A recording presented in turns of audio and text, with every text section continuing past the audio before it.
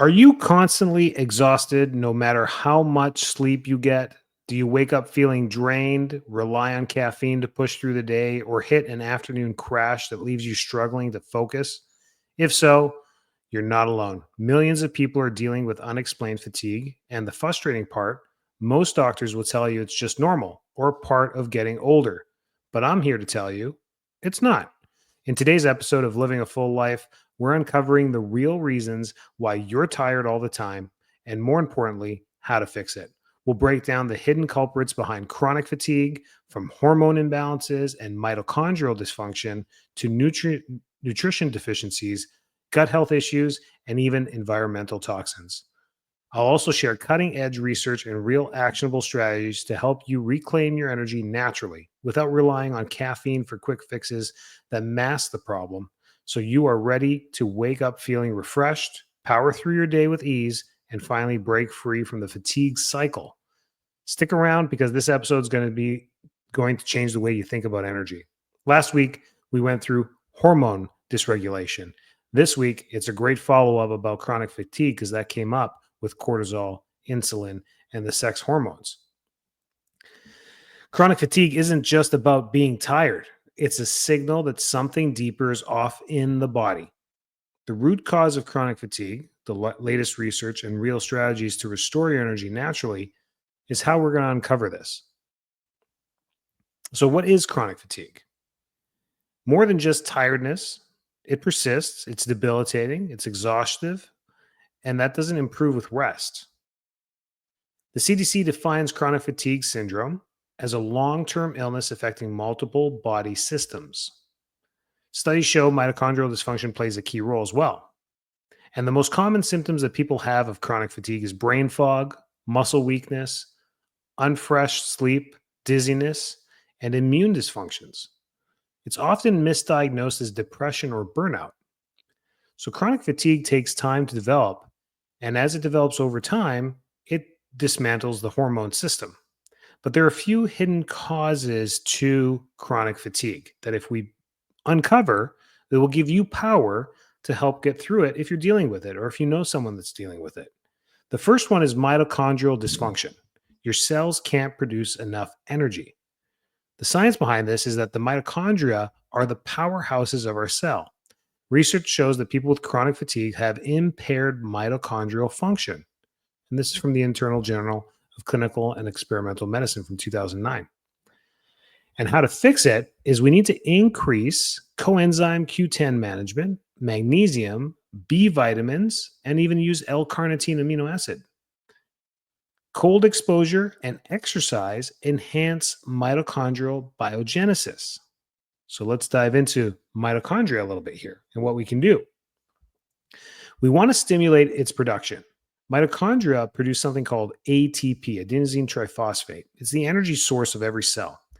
And it's produced on a regular basis by every cell until its death at a constant frequency depending on expenditure of energy.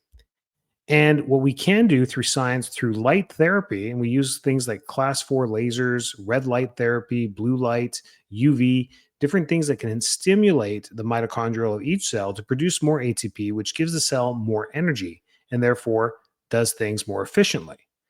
So using red light, but we talked about cold exposure as well. This is where cold plunge science comes in a little bit. Plunging into cold temperatures for short amounts of time can actually increase ATP production. But a more comfortable way of doing this is using red light therapy. Full body red light therapy has been shown to increase mitochondrial function and decrease inflammation at the same time. But exercise in itself can enhance mitochondrial biogenesis. So we have to stimulate the biogenesis of mitochondria producing more energy by exercising. That's the long-term goal with that. As we start to stimulate that function in the mitochondria throughout the entire body and all the trillions of cells in it, we start to get better energy production. That is the long-term solution to fatigue in general. But we have to start feeling better before we can exercise, right?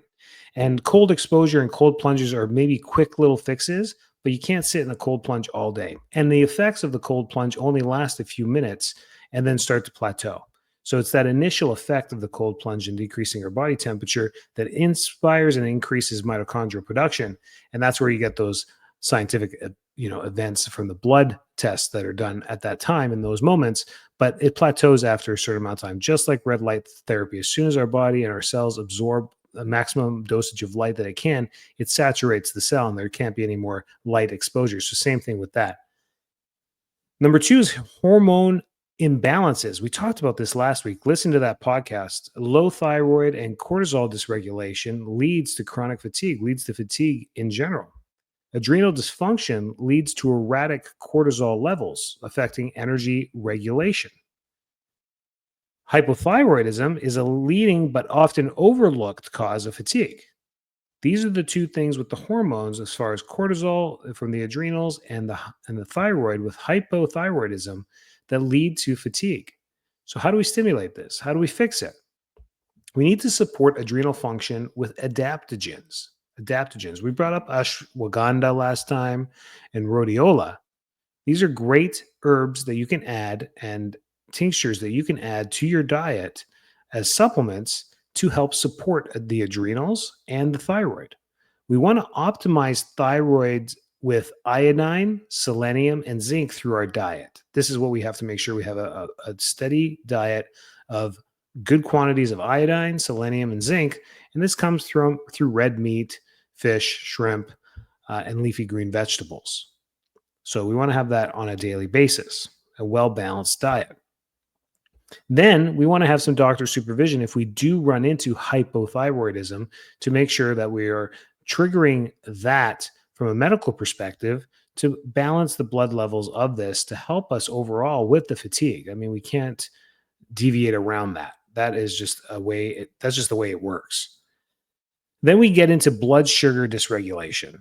This is probably the most common reason people fall into bouts of fatigue is because of the energy roller coaster that happens with that. Insulin resistance is linked to chronic fatigue and brain fog.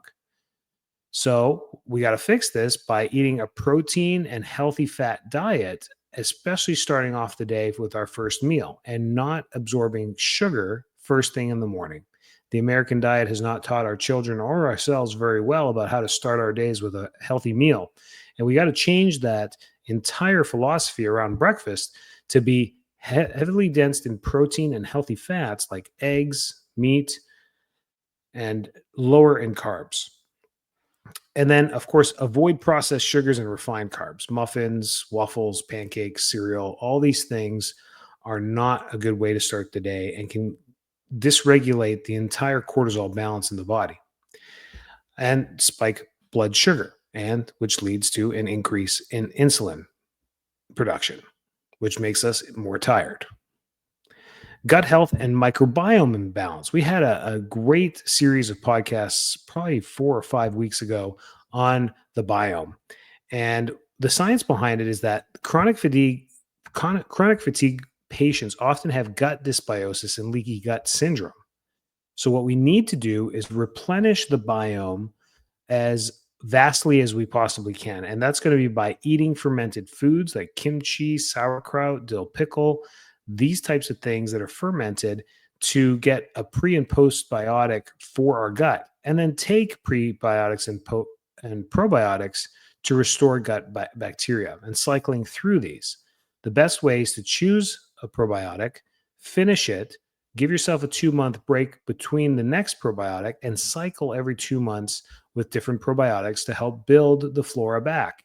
This would need to happen after bouts of antibiotics for whatever reason may be. Having a cold, flu, infection, and needing to take antibiotics wipes out our entire gut flora by like up to 99%. So we need to replenish this quickly.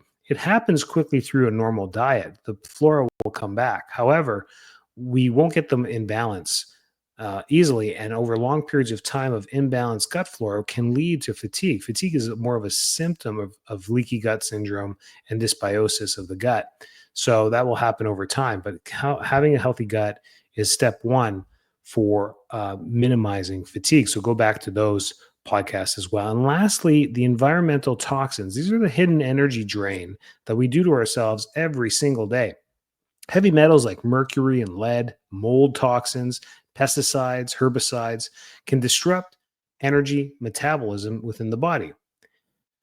We know this from the literature. And the way to fix this is to try and filter our environment as much as possible. And that's through filtered water, eating organic foods as much as possible, like leafy green vegetables should be organic. Most of our fruit should be organic, minimizing mold toxins by washing our produce, and use non toxic household products so you're not breathing this stuff in all the time. Cleaning the inside of your car with chemicals on a hot summer day and then sitting in it is a horrible VOC, volatile chemicals that we get into the air that we end up breathing in. That's one example of not using chemicals. The same is in the house. If you live in there all day and you're smelling these chemicals from the cleaning products, not a good way to keep a healthy hormone system. And it can really disrupt a lot of those things as well. So, the detox pathways that we want to use to help with environmental toxins to pull these out of the body are going to be things like sweating through exercise and cardiovascular exercise and cardio, and using a sauna like an infrared sauna, or even taking binders like activated charcoal, chlorella, to help bind toxins within the body and pull them out through our waste. These are great ways to cycle through detoxing and getting through some of the ways that we are making ourselves fatigued. Now, we can dive deeper into chronic fatigue syndrome and how it's linked to major disease processes, but that's more of a medical type discussion to have. And that's more of a one on one type thing to do with your functional medicine doctor or your medical doctor, is to go through that if you're suffering from long term chronic fatigue, blood work, hormone testing, heavy metal testing, checking for these things across the board to see where things may be elevated and maybe the root cause to chronic fatigue. S- Short bouts of fatigue can happen due to stress, overwork, over exercise, where we feel fatigued, but we should be able to get good rest and rejuvenate quite quickly within days. If fatigue lasts for more than weeks or months, you may have chronic fatigue. So here's a step-by-step practical strategy guide to help yourself if you are feeling fatigued. Start with nutrition and energy for production. Prioritize protein, healthy fats, and fiber to stabilize your blood sugar first.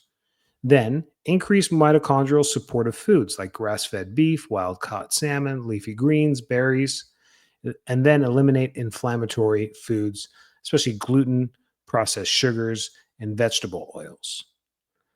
Then we want to optimize our sleep and our circadian rhythm. So, to regulate light exposure, we want to be waking up during sunrise and reduce blue light at night.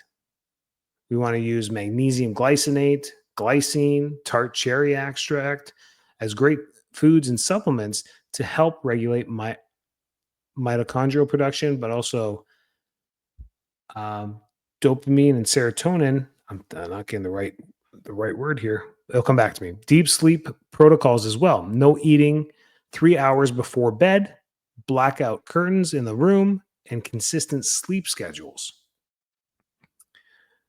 Then we want to reduce stress and our nervous system, and to give our nervous system some rest. And this is going to be through breath work, meditation, relaxation, just lying flat and closing your eyes and just breathing, are proven ways to lower cortisol.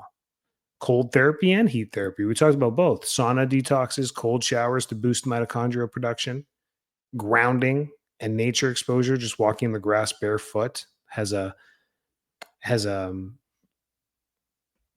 effect with our overall antioxidant system. That's the word that was coming for me, to help with the negative and positive protons in the body as well, to balance those. Then we have smart supplementation for energy and recovery. Coenzyme Q10 and PQQ boost mitochondrial function. Magnesium and B vitamins are essential for energy metabolism. And adaptogens like rhodiola, ashwagandha can regulate cortisol. But don't forget our omega 3s. Omega 3s, I'm a big proponent of taking omega 3 in your supplement regimen because we just don't get enough in the foods. Yes, it's in coconut oil, avocados, salmon, fish. It's in the good oils. However, it's hard to consume enough of these foods to get that oil. If you eat salmon every day, you're probably getting enough, but not very many people eat salmon every single day. It's maybe a once a week type thing. So you're going to take a 1,500 milligram omega 3 fish oil base, once a day in part of your supplement regimen to help make sure that you're getting a basic omega 3 intake every day. Make sense? That is a strategy for chronic fatigue. So there is always a strategy, no matter where we end up with our health or a diagnosis or wherever it may be. There's always a strategy out there. And the Living Full Life podcast always delivers natural and vitalistic protocols. We believe that starting there just makes the most logical sense before we start getting into innovative medical procedures that have their own side effects to it. The vitalistic way doesn't have any side effects to it. The worst thing that can happen, it may not help or help a little bit. That may be the worst thing that can happen, but there is usually no side effects to trying things vitalistically.